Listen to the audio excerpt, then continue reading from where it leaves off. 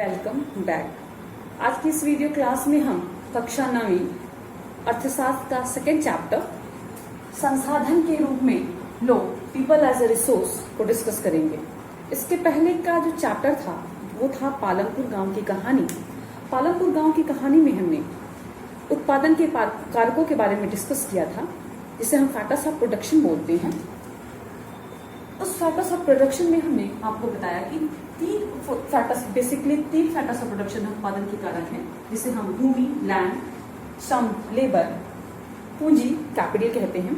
और दो प्रकार की पूंजी की हमने इसमें बात की थी। पहला जो था वो भौतिक पूंजी था और दूसरा था वो मानव पूंजी, ह्यूमन कैपिटल था। और मैंने आपको ह्यूमन कैपिटल पे एक अलग से वीडियो भी बनाया हुआ है आपके लिए, ताकि आप इसका कॉन्सेप्ट जो है वो समझ सके।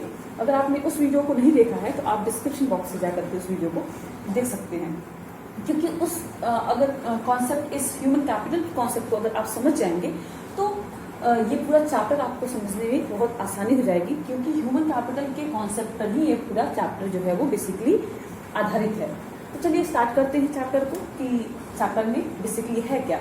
तो सबसे पहले हम बात करेंगे, चैप्टर के नाम से स्टार्ट करेंगे, जहाँ पर दो चीजें हैं। पहला तो है संसाधन और दूसरा है लोग। तो पहले हमें देखेंगे संसाधन क्या है और लोग। संसाधन के रूप में लोग, किस तरह से लोग जो हैं, जो जनसंख्या है वो जो पॉपुलेशन है वो किस तरह से संसाधन के रूप में यहाँ पर देखी जा रही है। इस चैप्टर में हम किस तरह से लोगों को एक संसाधन मान रहे हैं। तो इसके पहले कि हम लोगों को संसाधन माने, पहले हम ये जान लेते हैं कि संसाधन क्या है। तो संसाधन क्या होते हैं, जिससे हम इंग्लिश में रिसोर्स कहते हैं। जो संसाधन होते हैं वो स्रोत होते हैं, ऐसे स्रोत जो मनुष्य की आवश्यकताओं की पूर्ति करते हैं, वो संसाधन कहलाते हैं। प्रकृति में बहुत सारी चीजें हैं जो कि संसाधन होती है, लेकिन वो संसाधन तभी होंगी जो मनुष्य की आवश्यकताओं की पूर्ति करती हो। अगर वो मनुष्य की आवश्यकता की पूर्ति नहीं करती है तो प्रकृति में वो चीज जो उपलब्ध है वो संसाधन नहीं कहलाएगी। ठीक है, तो हमने समझ लिया संसाधन के बारे में। अब हम देखते हैं कि हम लोगों को संसाधन कैसे मान रहे हैं, या फिर लोग जो है संसाधन किस तरह से हो रहे हैं। तो हमने बात की जनसंख्या की। तो आपने यह अक्सर सुना होगा कि ज्यादा जनसंख्या जो है वो हमारे देश के लिए एक बोझ है, वो हमारे लिए अच्छा नहीं है। हमें जनसंख्या को कम करना चाहिए। ठीक है, ये कॉन्सेप्ट भी अच्छा है, बट यहाँ पर ये जो चैप्टर है वो इसका जस्ट अपोजिट बात करता है। वो कहता है कि अगर हमारे पास जनसंख्या बहुत ज्यादा है तो हमें उसको एज अ बर्डन, उसे एक भार के रूप में नहीं लेना चाहिए, बल्कि उसे हमें एक असेट के रूप में लेना चाहिए, एक उत्पादक परिसंपत्ति के रूप में लेना चाहिए। जैसा कि हम यहाँ पर देख रहे हो, विशाल जनसंख्या देश की उत्पादक परिसंपत्ति है, न कि दायित्व। तो आप ये कहोगे कि कैसे वो हमारे लिए उत्पादक परिसंपत्ति, वो कैसे असेट हो सकता है, वो हमारे लिए बोझ क्यों नहीं होगा।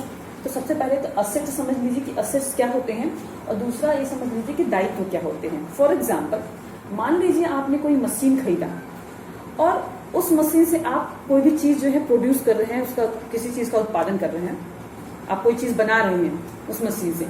तो अगर वो मशीन लगातार चलती जा रही है, देन आप के लिए वो मशीन बहुत अच्छी है, वो आपके लिए असेट है।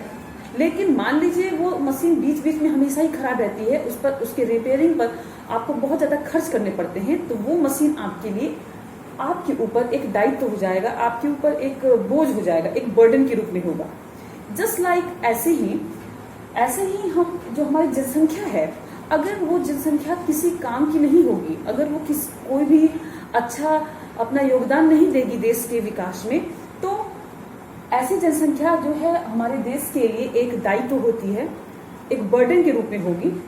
अगर वही जनसंख्या इस देश के विकास में योगदान देती है, इस देश के डेवलपमेंट में योगदान देती है, अपना कंट्रीब्यूशन देती है, देन ये जो जनसंख्या है वो एक असेट के रूप में हो जाएगी। जैसे अब आप कहेंगे कि असेट कैसे हो सकती है, वो एक उत्पादक परिसंपत्ति कैसे बनेगी वो जनसंख्या। तो आप उस जनसंख्या को उत्पादक परिसंपत्ति के रूप में इस तरह से बदल सकते हैं कि उस जनसंख्या पर आप अधिक उसके शिक्षा पर खर्च करें, स्वास्थ्य पर खर्च करें, उसके ट्रेनिंग पर खर्च करें। तो इन सब चीजों से वो जो जनसंख्या है वो उत्पादक परिसंपत्ति बन सकती है। जैसा कि मैं आपको एग्जाम्पल के थ्रू बता रही हूँ, जैसे कि मान लीजिए आप लोग हैं, मैंने आपको पिछली वीडियो में भी यही बताया कि जैसे आप लोग हैं, अगर आप लोग पढ़ाई कर रहे हैं, स्वस्थ हैं, आपके पास बहुत सारे स्किल्स हैं, कौशल हैं, देन आप आगे बढ़ सकते हैं और किसी भी जॉब में आप जा सकते हैं। किसी भी जॉब का एग्जाम जो है, उसका एंट्रेंस एग्जाम जो है वो आप क्रैक कर सकते हैं। बट अगर आप स्वस्थ नहीं हैं, आपके माता पिता आपके शिक्षा पर खर्च नहीं कर रहे हैं, या गवर्नमेंट सरकार जो है आपकी शिक्षा पर खर्च नहीं कर रही है, तो ऐसे में आप जो है इस देश के लिए, इस अपने समाज के लिए, इवन अपने परिवार के लिए एक दायित्व हो जाएंगे, या फिर आप ऐसा कह सकते हैं कि एक बर्डन की तरफ भी हो सकते हैं। मैं ये नहीं कह रही हूँ कि हाँ बर्डन है आप, बट हाँ ये बर्डन हो सकते हैं आप, अगर आप शिक्षित रहेंगे, स्वस्थ रहेंगे। स्वस्थ रहेंगे तभी आप एक अच्छी शिक्षा ग्रहण कर सकते हैं, क्योंकि आप कितनी भी शिक्षा ग्रहण कर लीजिए, अगर आप स्वस्थ नहीं हैं तो आप अच्छी शिक्षा ग्रहण नहीं कर पाएंगे, और एक जो क्वालिटी की जो का एजुकेशन होता है, गुणात्मक शिक्षा होती है, वो आप तक नहीं पहुंच पाएगी।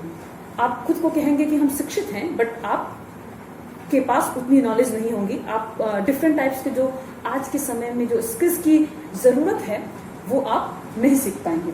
तो इस तरह से चीजें हैं कि जो हमारी जनसंख्या है उस पर अगर हम स्वास्थ्य के रूप में, शिक्षा के रूप में, प्रशिक्षण के रूप में अगर हम खर्च करें, तो ये हमारी जो जनसंख्या है वो परिसंपत्ति के रूप में, एक उत्पादक परिसंपत्ति के रूप में बदल सकती है।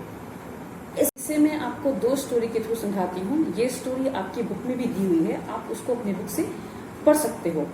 पहली स्टोरी जो है वो सकल की है, और दूसरी स्टोरी जो है वो विलास की है। ये सकल और विलास जो है एक ही गांव में रहते हैं। सकल के पिताजी खेती बाड़ी करते हैं, और वो चाहते हैं कि सकल जो है वो स्कूल में एडमिशन ले, पढ़ लिख करके आगे बढ़े, कुछ बने।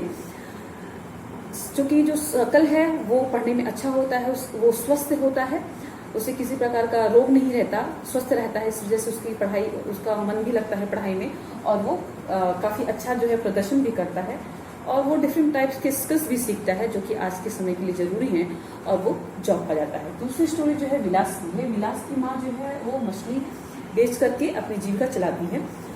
उनके पास बहुत कम पैसे हैं, सिर्फ अपने रोजमर्रा के जीवन जीने के लिए ही उनके पास पैसे हैं।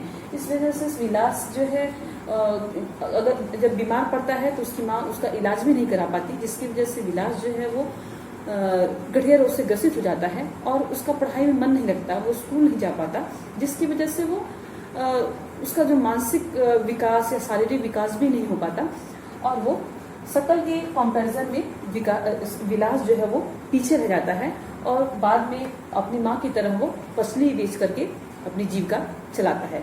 इन 2 स्टोरी से ये चीजें ही कंक्लूजन में कही जा सकती हैं, निष्कर्ष में कही जा सकती हैं कि अगर जो शिक्षा, स्वास्थ्य और जो कौशल है, ये किसी भी व्यक्ति या जो लोग हैं या जनसंख्या पर अगर इन शिक्षा, स्वास्थ्य, प्रशिक्षण, इन सब पर अगर हम खर्च करें, तो जो लोग हैं वो संसाधन के रूप में परिवर्तित हो जाएंगे। ये हमारा संसाधन जो है बाद में मानव पूंजी के रूप में, मानव संसाधन या मानव पूंजी के रूप में परिवर्तित हो जाएगा, जैसा कि सकल के साथ हुआ कि इसके पिता ने उस पर खर्च किया, उसके पढ़ाई के लिए उन्होंने लोन भी लिया और उसको आगे बढ़ने के लिए प्रमोट किया, तो बाद में ये सकल जो है एक मानव पूंजी के रूप में परिवर्तित हो गया। लेकिन विलास जो है उसकी माँ के पास इतने पैसे नहीं थे, वो उसकी स्थितियाँ उतनी अच्छी नहीं थी, उनके पास अपॉर्चुनिटीज नहीं उतने थे, इस वजह से विलास जो है वो पीछे रह गया। आज की क्लास के लिए बस इतना ही। नेक्स्ट क्लास में हम इस चैप्टर में और चीज़ों को डिटेल में डिस्कस करेंगे, देखेंगे कि जीडीपी क्या होता है, ग्रॉस डोमेस्टिक प्रोडक्ट जिसे हम सकल घरेलू उत्पाद कहते हैं। इसी तरह के और बहुत सारे कॉन्सेप्ट हैं। Thank you.